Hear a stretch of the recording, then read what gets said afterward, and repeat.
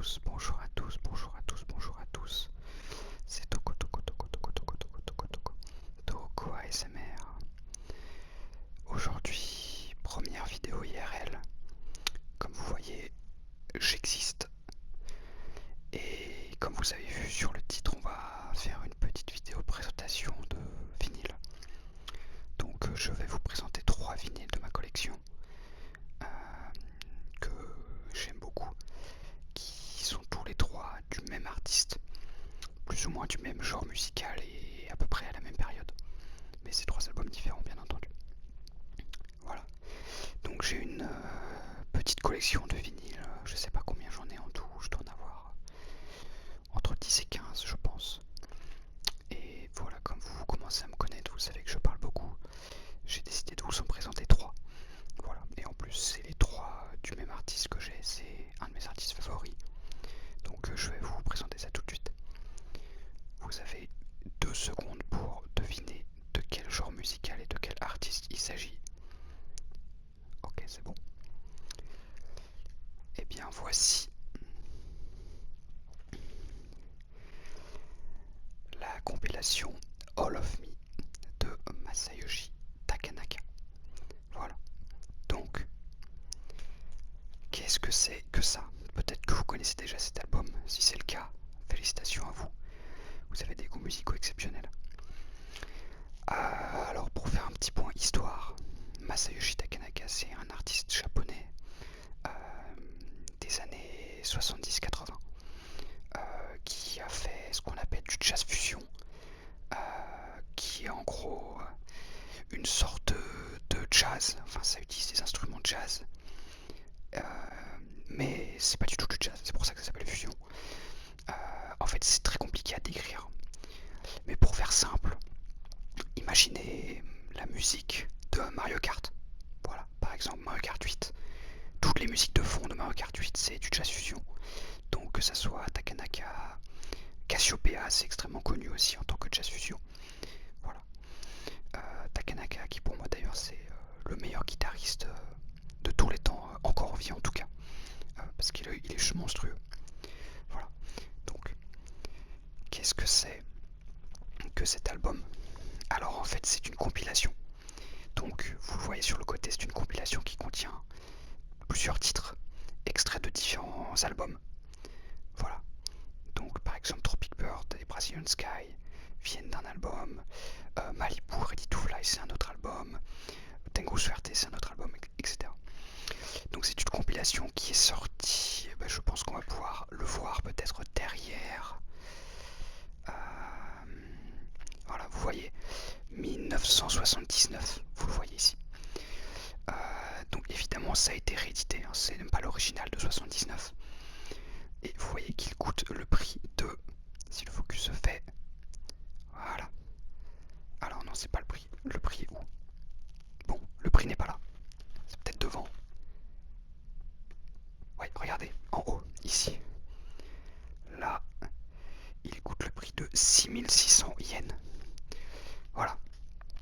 Donc 6600 yens, ça doit être quelque chose comme, je sais pas, une trentaine d'euros, 30-35 euros. Alors, cet album-là, c'est vraiment l'album qui m'a fait découvrir Masayoshi Takanaka.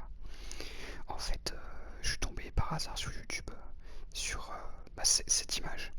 Et je vois ce mec, regardez ce mec en chute libre, devant une île paradisiaque, en train de nous faire un énorme pouce. Je me suis dit mais il faut absolument que j'écoute ça. Et là j'ai pris une claque. Voilà. C'est vraiment... C'est une compilation en fait. Hein. C'est vraiment comme un best-of. Donc c'est vraiment la meilleure porte d'entrée si vous voulez découvrir Takanaka. Donc, ouvrons ça. Donc on a ici même notre cher Takanaka en train de faire du footing dans un désert. Très intéressant. Toujours sur les albums japonais, le petit bandeau promotionnel. Voilà. Donc là on a écrit Takanaka Masayoshi en japonais. Ici c'est Best Selection. Voilà, Best Selection, donc littéralement un best-of. Voilà. Donc la particularité de ce vinyle, c'est que le vinyle est vert, dans un verre transparent, comme ceci. Voilà, je vais sortir du plastique pour vous montrer. Voilà à quoi ça ressemble.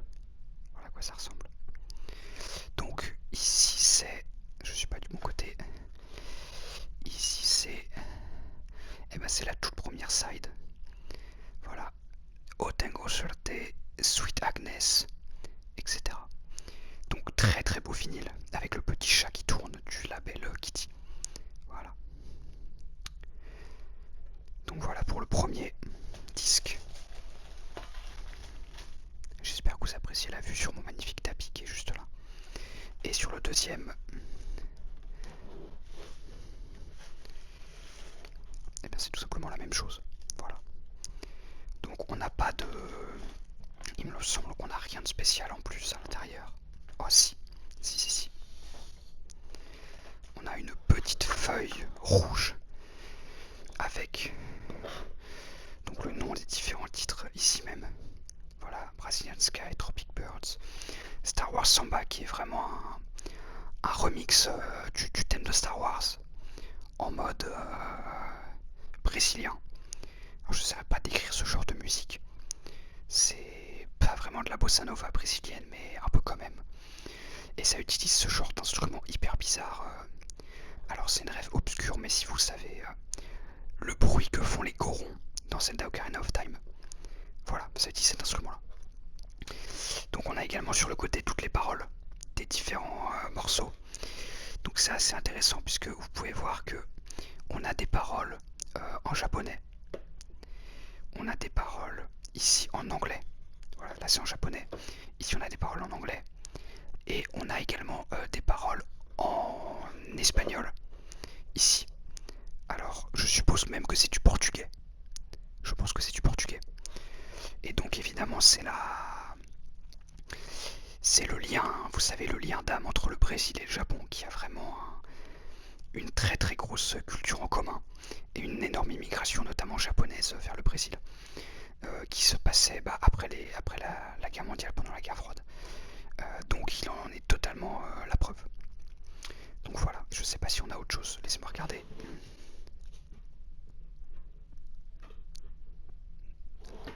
Ouais, on a quelque chose d'autre. Je sais même plus ce que c'est, je vous avoue. Hop. Ok, un certificat.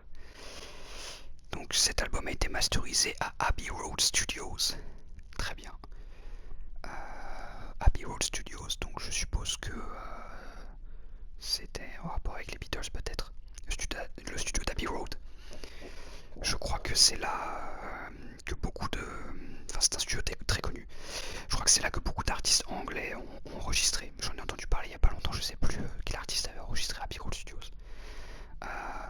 Mais voilà. Donc voici pour ce premier album. Il s'agit donc de All of Me de Masayoshi Takanaka. Donc bien évidemment les deux albums d'après vont être également du même artiste. Donc je vais faire un petit peu de ménage et je vous reprends juste après.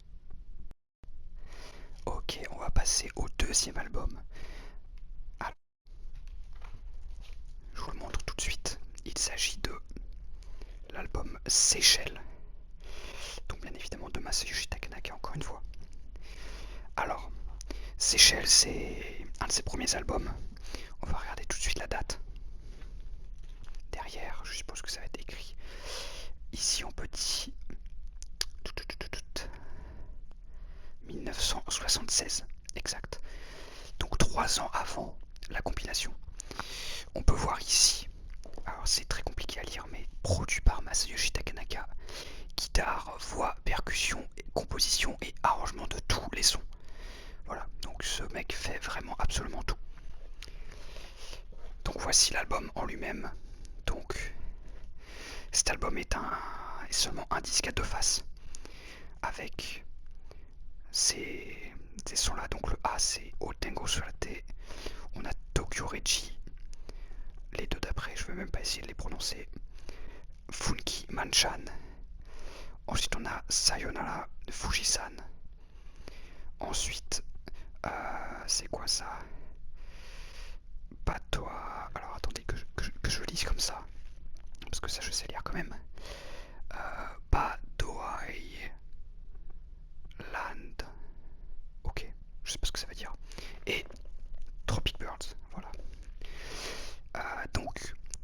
certains sons de cet album Seychelles sont présents sur l'album que je vous ai montré juste avant. Donc si je le reprends, d'ailleurs je l'ai mis dans la sleeve ici, vous voyez, j'ai gardé la sleeve avec le sticker. On a sur cet album, on a le Tokyo Rechi en deuxième track, Tropic Birds qui est également là, et peut-être un autre. Il faudrait que je compare en fait les écritures. Non, il me semble pas. Ok. Donc on a ces deux sons là qui sont présents dans cette compilation. Et donc Seychelles, qui est un album vraiment comme son nom l'indique, qui pue vraiment les vacances. Si vous regardez cette vidéo en ce moment en France, il fait très chaud, c'est l'été. Mettez cet album dans votre voiture en allant à la plage. Je vous promets que vous allez adorer. Alors, à l'intérieur, on a tout d'abord le vinyle, qui cette fois-ci est bleu. Un bleu qui fait penser notamment à une autre turquoise. Donc c'est vraiment magnifique. Avec toujours le petit chat. Voilà. Et on a également, normalement il devrait y avoir une petite fiche. Voilà. Avec notre cher Takanaka sur un bateau, regardez-le. Magnifique. Voilà, qui fait du bateau. Et derrière, on a donc le nom des différents morceaux, ainsi que les différentes personnes qui ont participé à cet album. Voilà. Donc on a différentes personnes qui font différents instruments. On a Takanaka, ici même le GOAT, et on a écrit, voilà, donc les paroles, les remerciements, voilà, percussion, saxophone, chant, basse, etc., etc. Et donc cet album est entièrement composé par Takanaka, mais c'est pas lui qui joue de tous les instruments en gros. Voilà. Donc cet album Seychelles, je l'aime beaucoup. Je n'aime pas tous les sons de cet album, mais c'est un album, comme j'ai dit, qui fait vraiment penser à l'été. Moi quand je l'écoute, déjà je peux pas l'écouter s'il n'y a pas du soleil dehors. C'est impossible pour moi. Et cet album me fait vraiment penser, ouais, à l'été. Voilà, regardez une plage, un ciel bleu, la mer. Voilà, ça me rend vraiment heureux en fait cet album. Ça me fait vraiment très très heureux. Donc, on va passer tout de suite au troisième album, qui sera encore une fois évidemment le Takanaka. Et j'ai gardé le meilleur pour la fin. Donc je vous reprends juste après avoir fait le ménage et on se retrouve. Et nous revoilà pour le troisième et dernier album de cette vidéo. Alors je vous ai vraiment gardé le meilleur pour la fin. Cet album fait partie de mes albums préférés de tous les temps. Top 5, peut-être même top 3. Bon évidemment ça varie énormément. Mais en tout cas il est dans le top 5. Ça peut être mon album préféré de tous les temps en fonction des jours que je vais vous présenter. Cet album, je vous le dis un peu, cet album c'est vraiment considéré comme le chef-d'œuvre de Masayoshi Takanaka. C'est un album complet qui est vraiment une expérience totale avec du storytelling et une narration et une musicalité absolument incroyable. Donc sans plus attendre, alors si y a une personne qui regarde cette vidéo qui connaît Takanaka, tu sais déjà de quoi je vais parler. Pour avoir vu Masayoshi Takanaka en concert à Tokyo l'année dernière, j'ai parlé un peu avec des gens du public et absolument tout le monde est d'accord que c'est vraiment son meilleur album. C'est unanime. Donc je vous présente The Rainbow Goblins, littéralement les gobelins arc-en-ciel de Masayoshi Takanaka. Je vous laisse admirer déjà la pochette. Alors comme je vous ai dit, c'est un album concept avec du storytelling et toute une narration qui est racontée en anglais en plus, donc ça c'est vraiment excellent. Et c'est juste un album de fou. C'est pas un album où on lance des sons comme ça au hasard, c'est vraiment un album où tu vas te poser et l'écouter en entier. parce que t'as toute une histoire et t'as toute une continuité, etc. Voilà. Cet album-là, j'ai vraiment galéré à le trouver, mais j'ai pu l'avoir. C'est un album d'occasion, donc c'est un original d'occasion que j'ai acheté pour plus de 60 euros, je crois, donc ce qui est relativement cher pour un vinyle. Mais pour ce que c'est pas si cher. Voilà. Si vous êtes intéressé, sachez que j'ai trouvé au Tower Records de Shibuya, mais dans la catégorie d'occasion. Si vous allez à l'étage en fait pop ou jazz, où il y aura toute une section sur Masayoshi Takanaka, mais cet album n'y est pas, parce qu'il n'a pas été réédité, contrairement aux deux autres que je vous ai montré avant. Donc pour celui-là, il faut aller au-dessus, à l'étage d'occasion. Voilà. Donc voici l'album. Derrière, on a la continuité, donc si je l'ouvre comme ceci, on a l'arc-en-ciel au complet. Voilà, vraiment magnifique. C'est un album qui date de... Bon, normalement, je sais de quand il date, hein, mais je vais essayer de trouver la... Il n'y a pas de date. Ok, bah écoutez, il n'y a pas de date. Bon, je sais normalement que l'album date. De quand l'album date, mais on va l'ouvrir, on va essayer de trouver la date. Donc voici. Le bandeau est un peu parti sur le côté, c'est pas grave. Je vais l'ouvrir tout de suite et vous allez voir. La vallée des Gobelins. La vallée des Gobelins. On a également, vous voyez, des publicités pour ces autres albums. Vous voyez Seychelles, qu'on a présenté juste avant. Brazilian Sky, Takanaka, Insatiable High, Jolly Jive, etc. Donc tout ça, c'est des albums précédents. Les dates également de sa tournée, de la tournée du Rainbow Goblin. Ah, j'aurais vraiment adoré être là. Mais bon, j'étais vraiment loin d'être né. Et on voit les gobelins en bas. Vous voyez les gobelins, le bleu, le rouge, le jaune. Voilà. Donc toute l'histoire de cet album est racontée. Hein. Mais en gros, pour faire très simple, on a une vallée qui s'appelle la Rainbow Valley, la vallée des arcs-en-ciel. Et on a des gobelins. Voilà, chaque gobelin a une couleur de l'arc-en-ciel. Et les gobelins, ils font des trucs. Voilà, c'est tout ce que je dirais. Alors, on a ici, encore et toujours, notre petit chat. Donc voici le Kitty. Le Kitty. Encore une fois, je le tiens toujours à l'envers. Le Rainbow Goblin, donc ça c'est le de Moonstroke. Donc on est sur la phase 2. Voilà la première phase avec Once Upon a Song, Seven Goblins de Sunset Valley, tout ça. Voilà. Donc vraiment, vraiment magnifique. Vraiment magnifique. Ensuite, on a un deuxième vinyle qui est exactement similaire au précédent. Et là où ça devient intéressant, regardez ça. Regardez ça. C'est magnifique. L'art est super beau. Vous voyez les gobelins arc-en-ciel. Derrière, on a une image de Takanaka qui fait de la guitare. Voilà. Et exceptionnel. Vraiment magnifique.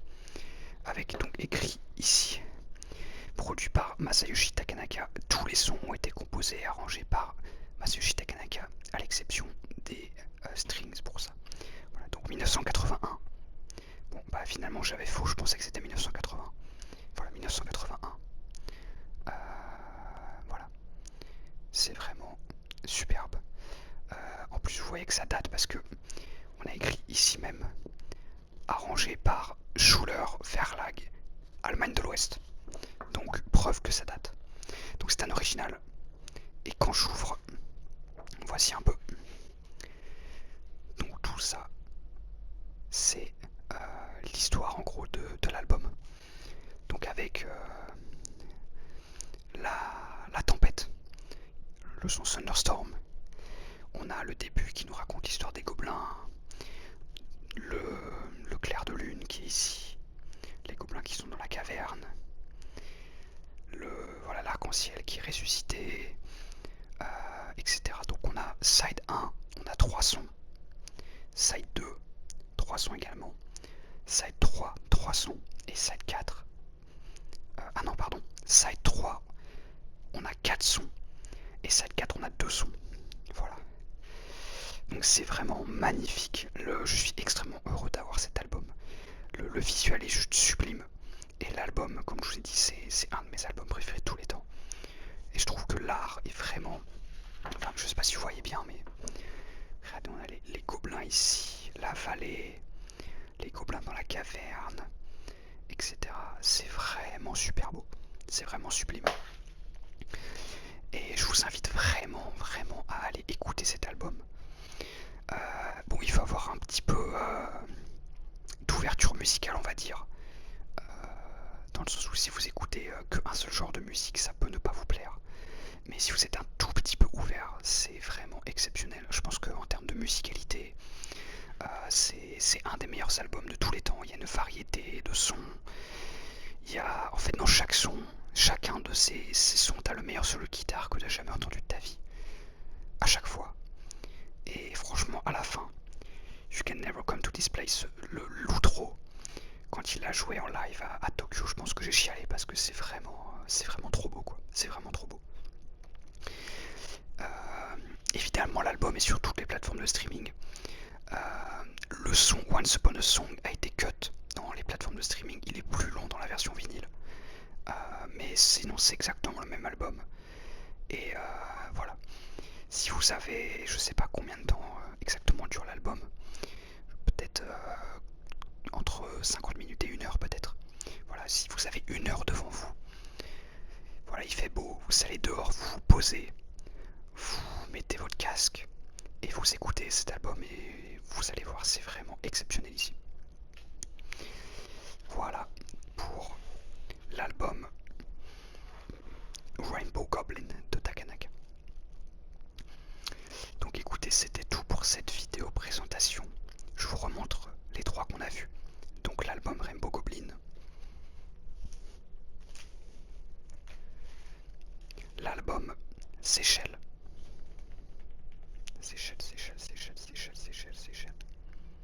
et le non-album, puisque c'est une compilation, la compilation All of Me. Voilà. Également dans All of Me, on n'a aucun son de Rainbow Goblin, tout simplement parce que c'était sorti avant. C'est sorti en 79 et Rainbow Goblin date de 81. Et de toute façon, je pense que c'est pas vraiment judicieux, puisque les sons de Rainbow Goblin s'écoutent vraiment dans un contexte, s'écoutent vraiment dans le contexte de l'album. Et si tu les sors du contexte, c'est différent. Voilà, c'est un peu comme tous les albums concept. Si vous connaissez Trinity de Laylo par exemple, l'album est excellent, mais si tu prends un seul son et que tu l'écoutes comme ça dans une playlist, c'est pas la même chose. Vous voyez ce que je veux dire? Ça fait pas pareil. Voilà. Donc merci d'avoir suivi cette vidéo. N'hésitez pas à me dire si ça vous a intéressé, si vous connaissiez cet artiste ou si vous le découvrez. Voilà. En tout cas, n'hésitez pas à me dire si ça vous plaît. Je pourrais refaire d'autres vidéos vinyles, j'en ai encore plein